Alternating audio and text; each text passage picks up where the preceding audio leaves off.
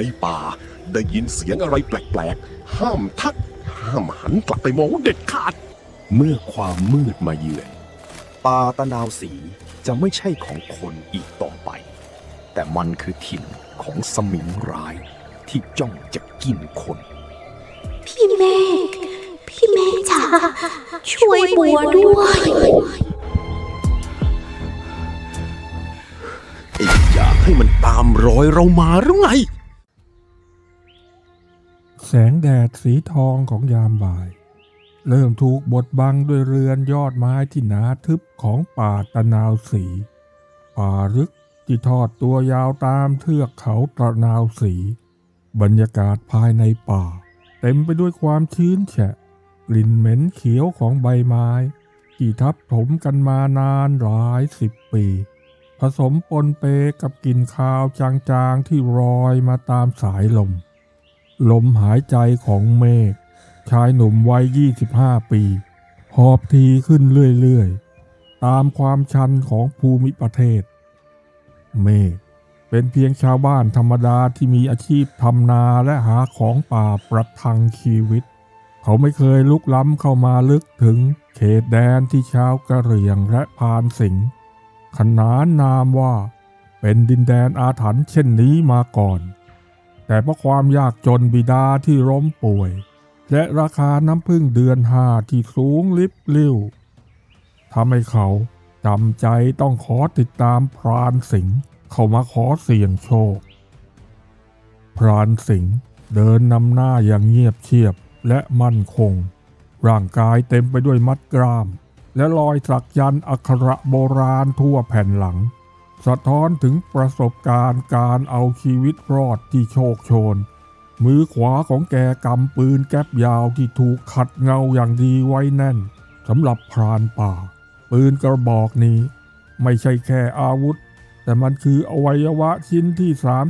33ความแม่นยำของพรานสิงห์เป็นที่เรื่องรือในหมู่บ้านรีบเดินหน่อยไอ้เมฆกฎข้อแรกของป่าดงดิบคือต้องหาที่ซุกหัวนอนก่อนที่พระอาทิตย์จะตกดินพรานสิงห์เอ่ยเสียงเรียบโดยไม่หันกลับมามองเมื่อความมืดมาเยือนป่านี้จะไม่ใช่ของคนอีกต่อไปพรานเมื่อกี้พรานได้ยินเสียงเหมือนคนร้องไห้ไหมจ๊ะเมฆถามเสียงสั่นพรางชะเง้อคอหันกลับไปมองความมืดที่เริ่มโรยตัวมาตามสุมทุมพุ่มไม้ด้านหลังเสียงนั้นแว่วมาตามลม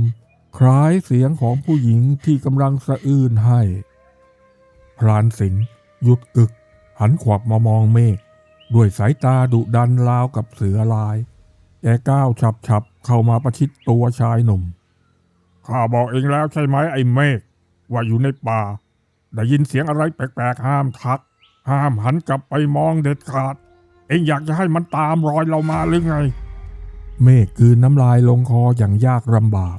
กฎเหล็ก10 ประการของการเดินป่าดงดิบที่คนเฒ่าคนแก่พร่ำสอนผุดขึ้นมาในหัวเป็นฉากห้ามเรียกชื่อห้ามตบไหล่ห้ามมองย้อนกลับไปห้ามทำลายกองหินและที่สำคัญที่สุดห้ามขานรับเสียงเรียกในเวลากลางคืนฉันลืมตัวจ้ะพรานขอโทษจ้ะเมฆก้มหน้างุดจำใส่กะโหลกไว้ป่าตะนาวสีไม่ใช่ป่าหลังบ้านเองที่นี่มีวิญญาณเล่ร่อนมีเจ้าที่แรงและมีสมิงร้ายที่จ้องจะกินคนที่ไม่เคารพกฎเดินชิดข้าไว้อย่าแยกตัวออกไปไหนเด็ดขาดเมื่อแสงสุดท้ายของวันถูกกลืนหายไปหลังทิวเขาสูงชันพรานสิงห์เลือกต้นตะเคียนยักษ์ที่แผ่กิ่งก้านสาขาทึบอยู่ริมลำธารแห้งขอดเป็นจุดพักแรมคืนนี้ทั้งสองช่วยกันใช้มีดพระฟันกิ่งไม้และลำไผ่ขนาดพอเหมาะนำมาขัดและผูกด้วยเถาวัลย์ทำเป็นห้างสูงจากพื้นราว7 เมตรบนห้างไม้ไผ่ที่คับแคบเมฆนั่งกอดเข่าตัวสั่นด้วยความหนาวเย็นจากน้ำค้างและความกลัวที่เริ่มกัดกินหัวใจพรานสิงห์นั่งขัดสมาธิอย่างสงบ แกหยิบเอาห่อผ้าเก่าๆสีมอมอออกมาจากย่ามภายในนั้นบรรจุกระสุนปืนลูกโดดจำนวนมาก ลุงเอาอะไรมาถูลูกปืนน่ะจ๊ะทำไมมันดูสกปรกจัง เมฆถามด้วยความสงสัยพรางมองลูกกระสุนเหล่านั้นสายอาคมก้าวป่าช้าพลานสิงห์ตอบเสียงต่ำทุ้มลึกพรางหยิบกระสุนปืนบรรจุลงในลังเพลิงของปืนแก๊ปอย่างระมัดระวังนิ้วมือที่หยาบกร้านของแกสัมผัสกับกระสุนด้วยความเคารพปืนธรรมดายิงพวกสัมภเวสีหรือสัตว์ที่ติดมนต์ดำไม่เข้าหรอกเว้ยดงนี้มันดงสมิงพวกเสือโคร่งที่มันกินคนเข้าไปมากๆวิญญาณคนตายความแค้นความฉลาดของคนมันจะสิงไปรวมกันอยู่ในร่างของเสือทำให้มันสามารถจำแรงกายเป็นคนได้เพื่อหลอกล่อเหยื่อหรือไม่ก็พวกหมอผีใจแตกที่เล่นของเล่นกสิณแล้วคุมไม่ได้วิชาเข้าตัวจนกลายเป็นเดรัจฉานลูกปืนคุกสายอาคมก้าวป่าช้าเนี่ยแหละคือสิ่งเดียวที่จะเจาะกะโหลกพวกมันได้พรานสิงห์เงยหน้าขึ้นมองเมฆในตาของแกสะท้อนแสงจันทร์สลัวคืนนี้ถ้าเองได้ยินเสียงอะไรหรือเห็นใครมาเรียกอยู่ใต้ต้นไม้ห้ามตอบรับห้ามพูดห้ามลงไปเด็ดขาดเองต้องเงียบเป็นใบ้เข้าใจไหมเมฆพยักหน้ารัวๆบรรยากาศรอบตัวเริ่มเงียบสงัดลงเรื่อยๆป่าดงดิบในยามวิกาลไม่ได้เงียบสงบอย่างที่คนเมืองจินตนาการแต่มันเต็มไปด้วยเสียงรีดริงเรไรที่ดังระงมจนหูอื้อสลับกับเสียงกิ่งไม้หักดังเปาะเป็นระยะซึ่งทำให้จิตใจของเมฆจินตนาการไปต่างๆนานาเวลาร่วงเลยเข้าสู่ยามดึกสงัดประมาณตีสองหมอกเริ่มลงจัดจนมองไม่เห็นพื้นดินเบื้องล่างอากาศเย็นเยือกจนเมฆต้องหยิบผ้าขาวม้ามาคลุมโปงปากคอสั่นกระทบกันดังกึกในขณะที่พรานสิงห์ยังคงนั่งลืมตาโพลงในความมืดมือขวาประคองปืนไว้ไม่ห่างกายสายตาสอดส่องทะลุความมืดราวกับนกเขาแมวทันใดนั้นเองสิ่งที่น่ากลัวที่สุดก็เกิดขึ้นเสียงหลีดลิงเลไลและนกกลางคืนที่เคยดังระงมกลับหยุดชะงักลงพร้อมกันความเงียบเข้าปกคลุมพื้นที่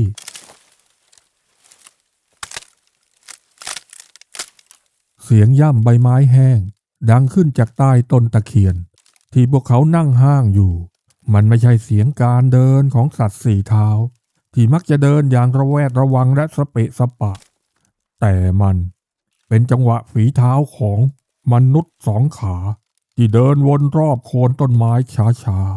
ๆหัวใจของเมฆหล่นวูบไปอยู่ที่ตาตุ่มเขากั้นหายใจโดยอัตโนมัติพี่เมฆจ๋าเสียงนั้นดังทะลุความมืดขึ้นมามันทำให้เส้นเลือดในกายของเมฆเย็นเฉียบมันไม่ใช่เสียงของวิญญาณเร่ร่อนทั่วไปแต่มันคือเสียงของบัวภรรยาของเขาที่กำลังตั้งครรภ์อ่อนๆและรอคอยเขาอยู่ที่หมู่บ้านเสียงของเธอสั่นเครือสะอื้นให้และเต็มไปด้วยความหวาดกลัวสุดขีดพี่เมฆช่วยบัวด้วยบัวหลงทางบัวกลัวไปหมดแล้วมันตามบัวมาพี่อยู่บนนั้นใช่ไหมช่วยบัวด้วยเมฆเบิกตากว้างในความมืดสัญชาตญาณของความเป็นมนุษย์และความเป็นสามีตีรวนอยู่ในอกเขากำลังจะขยับตัวอ้าปากเพื่อขานรับและตะโกนบอกภรรยาให้รออยู่ตรงนั้นแต่เสี้ยววินาทีที่ริมฝีปากของเขาจะขยับมืออันหยาบกร้านและหนักหน่วงของพรานสิงห์ก็ตะปบเข้าที่ปากของเมฆอย่างแรงพรานสิงห์กดร่างของชายหนุ่มลงกับพื้นห้างไม้ไผ่จนสั่นคลอนแกสายหน้าอย่างดุดัน ในตาเบิกกว้างเป็นสัญญาณเตือนขั้นเด็ดขาดอย่าตอบรับมึงอยากตายหรือไง พี่เมฆทำไมไม่ตอบบัวละจ๊ะพี่รังเกียจบัวแล้วหรือพี่ใจร้ายทิ้งลูกทิ้งเมีย เสียงของบัวเริ่มเปลี่ยนไปจากเสียงหวานที่สั่นเครือค่อยๆแตกพร่าและบิดเบี้ยวกลายเป็นเสียงทุ้มต่ำแหบห้าวอย่างน่าเกลียดน่ากลัวก่อนจะเปลี่ยนเป็นเสียงหัวเราะแหลมเล็กของหญิงชราที่บาดลึกเข้าไปในโสตประสาท ไอ้พรานเท่ามึงเก่งนักนะมึงห้ามมันทำไมให้มันลงมาหาเมียมันสิวะ เสียงหญิงชราตะโกนก้องมาจากใต้ต้นไม้พร้อมกับเสียงตะกุยเปลือกไม้ดังแกรกแกรกแกรกราวกับว่ามีบางสิ่งพยายามจะปีนขึ้นมาบนห้างพรานสิงห์ไม่รอช้าแกยกปืนแก๊ปขึ้นประทับบ่าเล็งปลายกระบอกปืนลงไปในความมืดเบื้องล่างมึงอย่ามากำเริบไอ้สมิงร้ายมึงหลอกเด็กได้แต่มึงหลอกกูไม่ได้กลับไปสู่ขุมนรกของมึงซะพรานเท่าบริกรรมคาถางึมงำในลำคอแสงจันทร์สลัวสลัวที่ส่องทะลุยอดไม้ลงมาเผยให้เห็นเงาดำทะมึนขนาดใหญ่รูปร่างของมันคล้ายหญิงแก่ผมสยายกำลังเกาะคบไม้อยู่ห่างลงไปเพียง3 เมตรแต่มือที่จิกเปลือกไม้นั้นกลับไม่ใช่เล็บของมนุษย์มันคืออุ้งมือหนาที่มีกรงเล็บแหลมยาวโค้งงอสะท้อนแสงจันทร์ในตา2 ดวงเปล่งประกายสีเหลืองอำพันวาววับในความมืดเสียงปืนแก๊ปดังสนั่นหวั่นไหวไปทั้งป่าดงดิบแสงไฟแลบแปรบปราบจากปลายกระบอกปืนส่องสว่างว่าไปทั่วบริเวณกระสุนปืนลูกโดดที่คลุกด้วยทรายอาคมก้าวป่าช้าพุ่งแหวกอากาศเข้าทะลวงร่างเงาดำนั้นอย่างจังเสียงโหยหวนดังกึกก้องมันไม่ใช่เสียงคนและไม่ใช่เสียงเสือแต่มันเป็นเสียงแผดร้องของวิญญาณนับร้อยที่ถูกจองจำอยู่ในร่างนั้นก่อนที่ร่างมหึมาจะล่วงหล่นลงสู่พื้นดินเบื้องล่างดังตกกิ่งไม้หักกระนาวตามแรงตกความเงียบกลับมาเยือนอีกครั้งควันดินปืนสีขาวรอยกุ่นกลิ่นดินปืนเหม็นไหม้ผสมกับกลิ่นคราวเลือดคระคลุ้งไปทั่วบริเวณเมฆนอนตัวสั่นงันงกหูอื้ออึงจากเสียงปืนจนไม่ได้ยินเสียงอะไรไปชั่วขณะพรานสิงห์ค่อยๆลดกระบอกปืนลงแกหอบหายใจอย่างหนักหน่วงหน้าอกกระเพื่อมขึ้นลงมันตายแล้วหรือจ้าลุงเมฆกระซิบถามเสียงสั่นเทาพรานสิงห์ขมวดคิ้วแน่นจ้องมองทะลุหมอกควันลงไปในความมืดเบื้องล่างกูยิงโดนมันเต็มอกลูกปืนสายก้าวป่าช้าของกูไม่เคยพลาดเป้าแต่มันเงียบเกินไปว่าไอ้เมฆ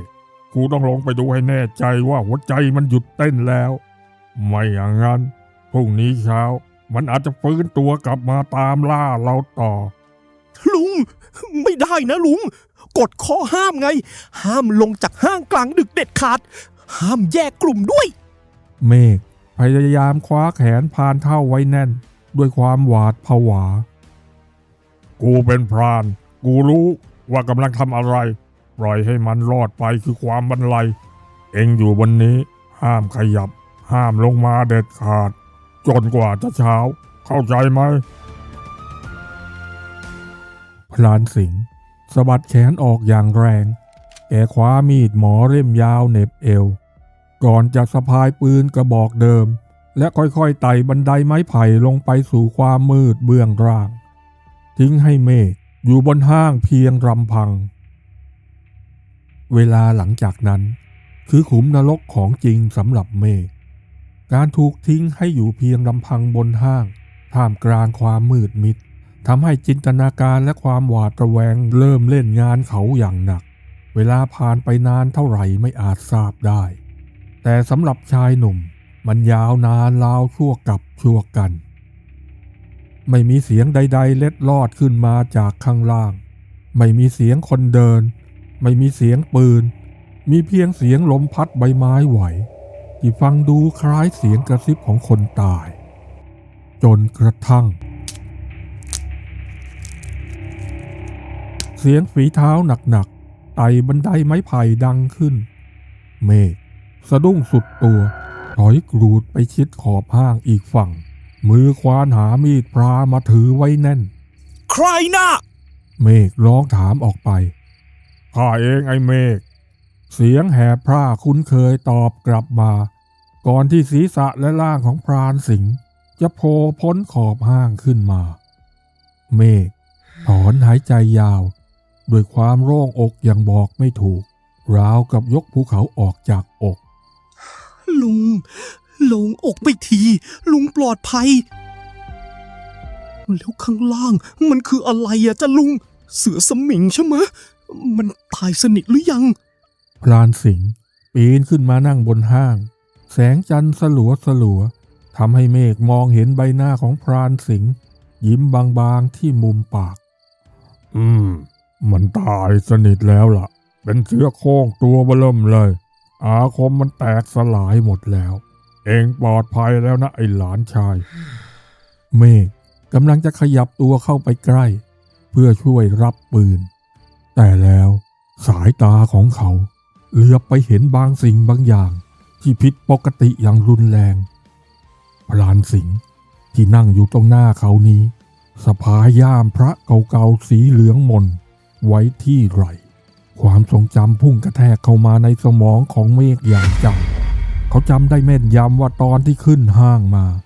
และตอนที่พรานสิงห์ปีนลงไปพรานสิงห์มีเพียงห่อผ้าเล็กๆที่ใส่ลูกปืนเท่านั้นแกไม่ได้สะพายย่ามใดๆทั้งสิ้นและคำสอนของคนเฒ่าคนแก่ที่ว่าเสือสมิงมักจะสะพายย่ามติดตัวตลอดเวลาไม่ว่าจะจำแรงเป็นใครเพราะในนั้นคือหัวใจและศูนย์รวมพลังวิญญาณของมันหากไม่มีย่ามมันจะกลายร่างไม่ได้ก็ดังก้องขึ้นมาในหัวราวกับเสียงเตือนภัยร่างกายของเมฆแข็งทื่อเหงื่อเย็นเฉียบไหลอาบแผ่นหลังเขาสำรวจร่างของพรานสิงห์อย่างระมัดระวังแม้ใบหน้ารอยสักและน้ำเสียงจะเหมือนพรานสิงห์ทุกประการแต่กลิ่นที่แผ่ออกมากลับไม่ใช่กลิ่นดินปืนหรือกลิ่นยาเส้นที่คุ้นเคยมันคือกลิ่นคาวเลือดสดๆและกลิ่นสาบของสัตว์ป่าที่รุนแรงจนชวนคลื่นไส้มึงมองอะไรไอ้เมฆหน้าข้ามีอะไรติดอยู่เหรอพรานสิงห์ถามเสียงเย็นในตาของแกในความมืดเริ่มสะท้อนแสงไฟเป็นสีเหลืองวาวประกายเหมือนตาสัตว์เวลากระทบแสงเมฆพยายามอย่างยิ่งยวดที่จะรวบรวมสติที่แตกกระเจิงเขาจำเคล็ดลับการพิสูจน์ข้อสุดท้ายที่คนเฒ่าคนแก่สอนไว้ได้ลุงผมหนาวเหลือเกินหนาวจนมือสั่นไปหมดแล้วเมฆแซงทำเป็นตัวสั่นอย่างรุนแรงล้วงมือเข้าไปในกระเป๋าเสื้อและหยิบกล่องไม้ขีดไฟออกมาด้วยมือที่สั่นเทาลุงช่วยจุดไม้ขีดไฟให้ผมสูบยาสักมวนได้ไหมจ๊ะลุงผมจุดไม่ไหวมือมันแข็งไปหมดแล้วเมฆโยนกล่องไม้ขีดไฟไปตกหน้าพรานสิงห์พรานสิงห์ก้มมองไม้ขีดไฟรอยยิ้มบนใบหน้าค่อยๆจางหายไปบรรยากาศรอบตัวตึงเครียดจนแทบจะขาดผึงแกเอื้อมมือไปหยิบกล่องไม้ขีดไฟเมฆจ้องมองมือของแกตาไม่กระพริบแต่แล้วความจริงอันน่าสะพรึงกลัวก็ปรากฏออกมามือของลุงสิงห์ที่กำลังจับกล่องไม้ขีดไฟนั้นแข็งทื่อนิ้วหัวแม่มือไม่สามารถพับเข้าหาประชิดนิ้วชี้เพื่อหยิบก้านไม้ขีดออกมาได้อย่างถนัดถนีกล้ามเนื้อที่ฝ่ามือบิดเบี้ยวผิดรูปพรานสิงห์พยายามขูดก้านไม้ขีดกับข้างกล่องอย่างเก้ๆกังๆมือของมันสั่นเทาด้วยความโกรธและในวินาทีนั้นเองขนสีทองแดงก็เริ่มงอกยาวทะลุผิวหนังออกมาจากหลังมือ เล็บที่ปลายนิ้วชี้และนิ้วโป้งยาวและแหลมคมขึ้นเฉียบพลันจนเจาะทะลุกล่องไม้ขีดพังยับเยินหักคามือมันจุดไฟไม่ได้มันไม่มีทักษะความเป็นมนุษย์เหลืออยู่มันไม่ใช่พรานสิงห์ความจริงกระแทกหน้าเมฆอย่างรุนแรงพรานสิงห์ตัวจริงพลาดท่าเสียแล้วตอนที่ลงไปข้างล่างเสียงปืนนัดแรกอาจจะยิงโดนมันแต่มันคงไม่ตายสนิทมันซุ่มรออยู่ในเงามืดอาศัยจังหวะที่พรานสิงห์ประมาทสังหารแก่ก่อนจะดูดซับความทรงจำแปลงกายเป็นพรานสิงห์และปีนกลับขึ้นมาบนห้างเพื่อลวงสังหารเขาเป็นรายต่อไปอย่างเลือดเย็นมึงไม่ใช่ลุงสิงห์เมฆเค้นเสียงออกมาจากลำคอที่แห้งผากร่างกายสั่นสะท้านพรานสิงห์จำแรงหยุดชะงักมันโยนซากกล่องไม้ขีดไฟทิ้งเงยหน้าขึ้นมองเมฆใบหน้าของมนุษย์ที่เคยคุ้นเคยเริ่มบิดเบี้ยวกระดูกกรามล่างขยายออกเสียงกระดูกลั่นดังกรอบแกรบเขี้ยวแหลมคมงอกยาวทะลุริมฝีปากออกมาในตากลายเป็นสีเหลืองอำพันของเสือร้ายอย่างสมบูรณ์มันสะแยะยิ้มและส่งเสียงคำรามทุ้มต่ำสะเทือนเลื่อนรั่นอยู่ในลำคอกูจุดไฟไม่ได้แต่กูจะฉีกเนื้อกระชากวิญญาณของมึง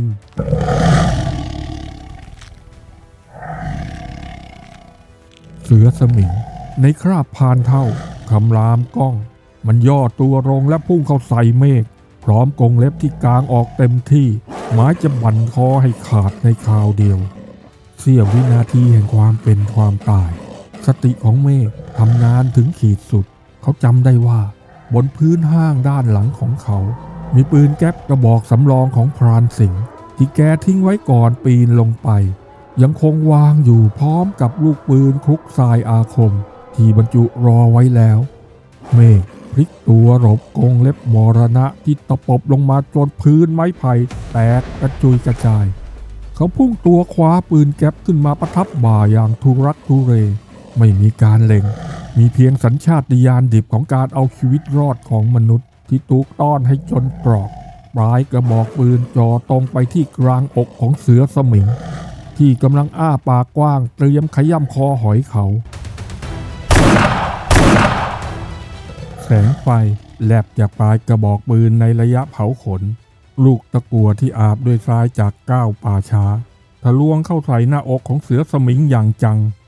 เสียงกรีดร้องของปีศาจร้ายดังกึกก้องไปทั่วทั้งหุบเขาเป็นเสียงร้องที่ผสมผสานระหว่างเสือที่บาดเจ็บเสียงของหญิงชราและเสียงของพรานสิงห์ที่หลุดพ้นจากการจองจำแรงถีบของปืนทำให้เมฆกระเด็นไปกระแทกกับกิ่งตะเคียนด้านหลังอย่างแรงในขณะที่ร่างของเสือสมิงกระเด็นหงายหลังตกจากห้างไม้ไผ่ล่วงหล่นลงสู่ความมืดเบื้องล่างเป็นครั้งที่สองคราวนี้ไม่มีเสียงคำรามตามมาไม่มีเสียงฝีเท้ามีเพียงความเงียบสงัดที่น่าสะพรึงกลัวยิ่งกว่าเดิม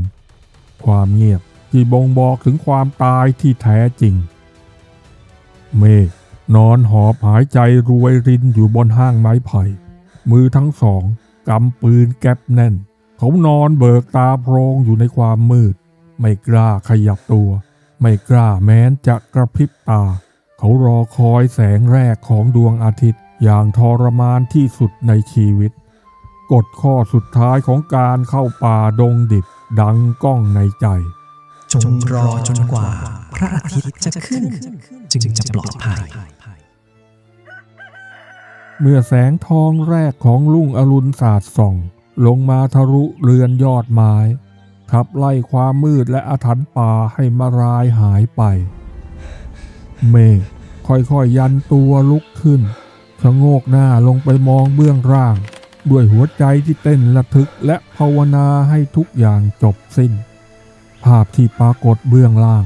คือร่างที่ไร้วิญญาณของเสือโคร่งขนาดมหึมาขนสีทองสลับดำเปื้อนไปด้วยเลือดที่หน้าอกของมันมีรอยกระสุนปืนลูกโดดเจาะทะลุเป็นรูพุนจนแหลกเหลวและห่างออกไปไม่ไกลนักร่างของพรานสิงห์นอนคว่ำหน้าจมกองเลือด ลำคอมีรอยเขี้ยวขนาดใหญ่ขย่ำจนขาดใจตายร่างกายเต็มไปด้วยรอยตะกุยเมฆสุดตัวลงนั่งน้ำตาไหลอาบแก้มเขาตระหนักได้ในวินาทีนั้นว่าธรรมชาติและสิ่งลี้ลับในป่าดงดิบนั้นยิ่งใหญ่และโหดร้ายเพียงใดมนุษย์อาจมีอาวุธปืนที่ทรงพรานุภาพมีอาคมที่แก่กล้าแต่เมื่อใดก็ตามมนุษย์ประมาทและละเมิดกฎแห่งพงไพรป่าก็พร้อมที่จะทวงชีวิตและกลืนวิญญาณของผู้ที่ยิงพยองนั้นไปตลอดกาล ชมคลิปจบแล้วอย่าลืมกดไลค์กด Subscribe แล้วสั่นกระดิ่งแจ้งเตือนเพื่อที่จะได้ไม่พลาดคลิปต่อไปนะครับ